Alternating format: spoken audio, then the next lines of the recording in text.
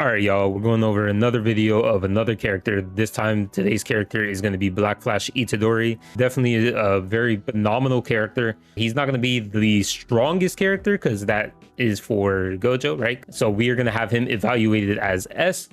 He's definitely powerful indeed. It's just I don't feel like he's on the same level as Gojo, so he's definitely going to be an S, not an SS. We're going to be talking about, of course, the skill level priorities, the synergies, and what memories you're going to be using, and then we'll talk about what the character does and how I feel about the character. So let's get right into it. He is an SSR mono green character. He uses taijutsu damage, and he is an attacker. His main goal is just to be a carry for your team. He is an ult spammer, so you want to have him set up correctly. That's why we're going to be talking about the skills and why we're doing them. So first up, we have this skill right here, which is tremendous concentration. It increases your crit rate, your black flash rate, and it increases your ultimate skill gauge, which then allows him to be able to spam more frequently on his ultimates. So you want to have this because being able to crit and black flash will increase his damage a big amount. You want to have those active at all times. So having this buff leveled up as high as possible will increase the modifiers to it. So that way you can crit more frequently and black flash more frequently while also gaining a little bit more ultimate skill gauge. So this is definitely going to be the first skill that you want to upgrade and prioritize.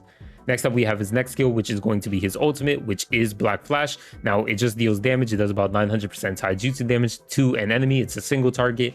I mean, there's not much to say about it. It's very straightforward, very carry-like. Like, you're just literally just going to be using it to do damage. So that's why you want to upgrade the buff skill first, so that way you can increase the amount of damage you're going to be doing.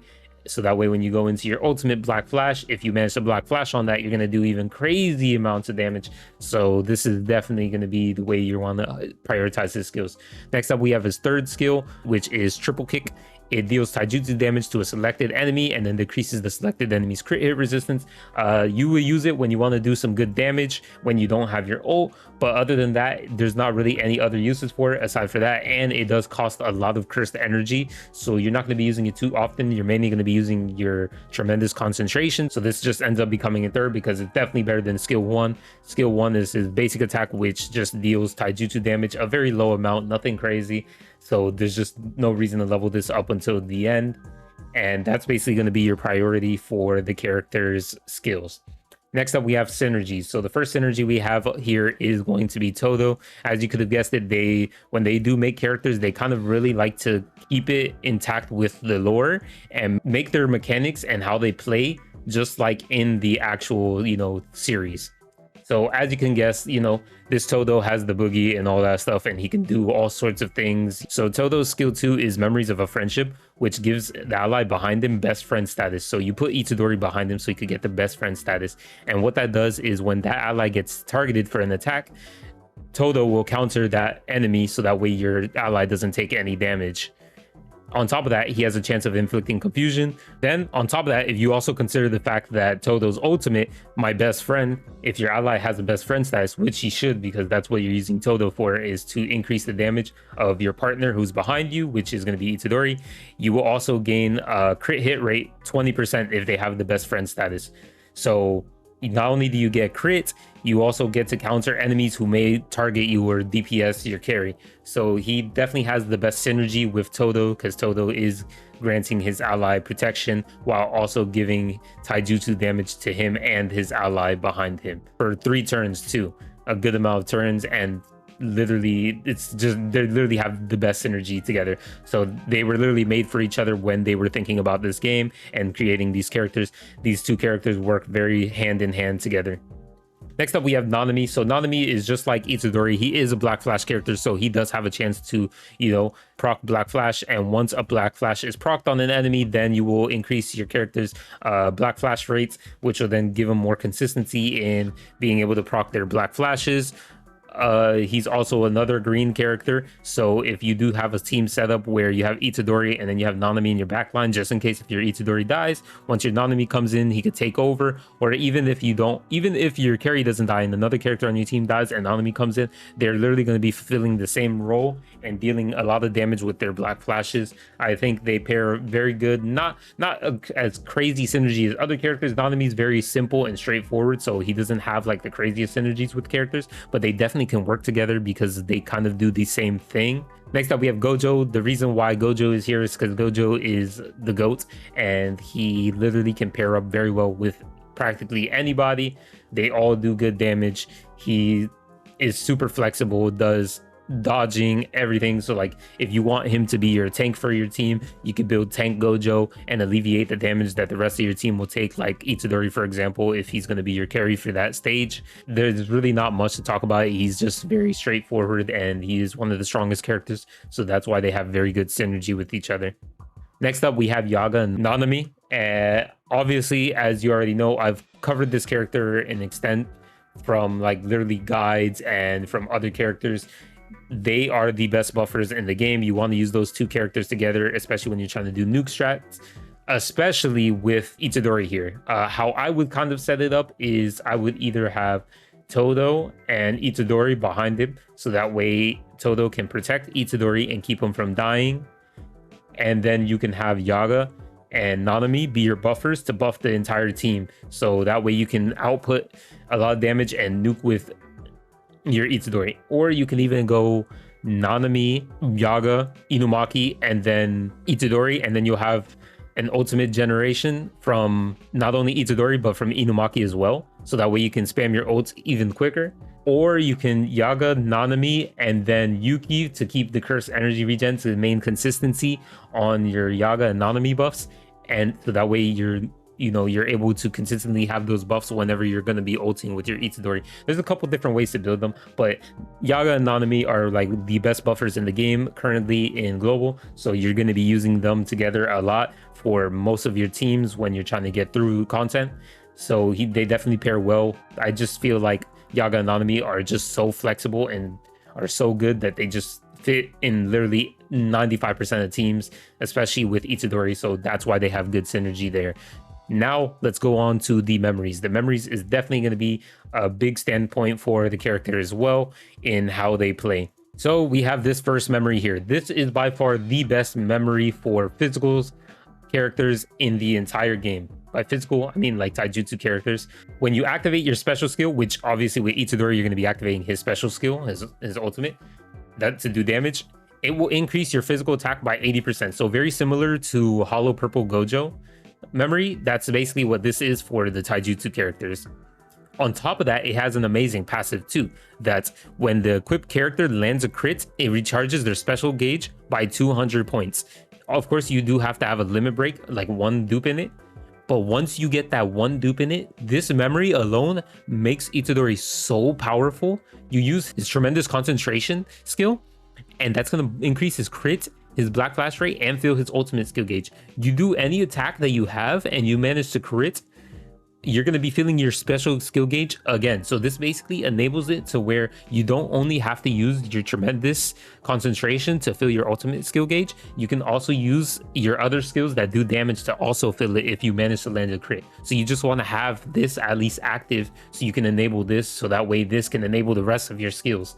And this is by far his best memory overall. For literally mostly every taijutsu character, this is literally the best memory for them. This one is amazing. Being able to just ult and do tons of damage. On top of that, being able to crit and regen special gauge is insane, especially on a character who can regen special skill gauge and increase their crit to do it. It's absurd, and you're going to be able to spam his ult like so much, it's not even funny. Next up, we have this memory right here. So usually I use this on Todo just because of what it does, but you can definitely use it on Itadori because it's also a very good option, secondary option if you do not have that first memory that we just talked about. What it does is when you use your ultimate skill, it increases your own taijutsu damage by 70%. So 10% less, but it's still very good. And then if your own HP is below 50%, when you activate it, you increase your taijutsu damage by 30% as well. So you can get a very, very, very significant increase in damage if you manage to do it when you're low. It's super powerful. It gives you way much higher damage modifier than the first memory, but I feel like this memory is just not going to be as strong as that one, just because that one can also regen your special skill gauge, which lets you enable ult spamming like a lot. But this one, this effect is definitely powerful if you just need to attack in one single go and you don't need the special skill gauge spam. You just need one special skill to go off and just cook the boss. This is definitely going to be very powerful, especially if you time it below 50% HP. You're going to do tons of damage. And it's a good secondary option if you don't have this one. On top of that, it has a passive skill where at the start of battle, it grants yourself revival status. So if you do manage to die, you will revive yourself. And yeah, it's basically a safety net. So it's not bad at all. Although in terms of when you're doing in-game content and you're trying to do as much damage as possible, this one's definitely gonna be better than this one. But I mean, obviously it kind of depends on the situation and how much damage the enemies are doing. So this one's good alternative to this one. Now let's go on to the third memory right here. And that memory is the strongest fooling around. So it's another memory that you can use to boost his damage. So when you activate a skill, this will increase your taijutsu damage by 60% for 2 turns with a cooldown of 7 turns. So overall, it's another option if you don't have these two. And then it has at limit break 1, its passive effect is if own HP is 50% or below from the start of turn, receives evading status for 1 time, right? So once during battle. So you'll basically have 1 turn where you could dodge all the attacks. I'd say it's very nice. It's just more survivability. It's just like this one, except you get it over the duration of 2 turns. But I still feel like the revive is better than the evade, because you may not need to evade that turn, but the revive, you can have it whenever you actually get hit. So this one's still a little bit better than this one, in my opinion. In this order from left to right, that's how good they are. But this one is not that far behind this one. So you can definitely use this one if you don't have these two. Very powerful indeed to be able to give yourself as much damage as possible when you're going in for your ultimate nukes. Then last but not least, we have the SR memory right here, Home Run. And when a command skill or ultimate skill is activated, you use this and this will increase your own break damage for 1 turn. So being able to break the enemy is good because obviously when they're broken, you can do more damage to an enemy who is broken. Then when you limit break it, which is also really good, at the start of turn, if your own HP is at 30% or below, increase taijutsu damage by 60%. Now, of course, it has a very strict condition, but this is if you have no other options. It's very good, and it does increase, you know, the stats of your HP and your taijutsu.